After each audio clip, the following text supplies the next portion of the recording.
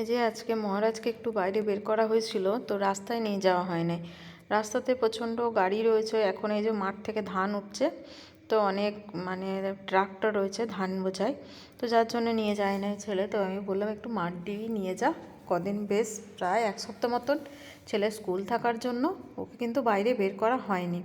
তো আজকে বের করা হয়েছে, তো প্রচণ্ড আনন্দ। দেখো ওই দিক দিয়ে ঘুরতে গেছিলো, তো সেটা আমি আর ক্যামেরাবন্দি করতে পারিনি, তো বাড়ির দূরে এসে পড়েছে, যার জন্য আমি বললাম একটু রক্সির ভিডিও করি, তোমাদের সাথে শেয়ার করব।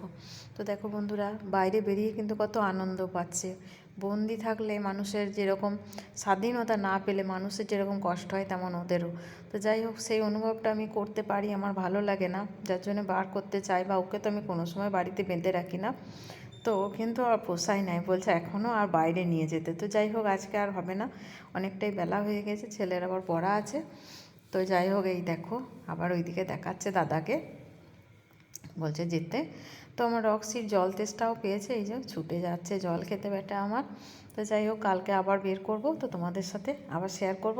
পারলে মাঠে যাব ছেলের সঙ্গে, আমি তো যাই না মাঠে, তো যাব কালকে, তোমাদের সাথে শেয়ার করব। তো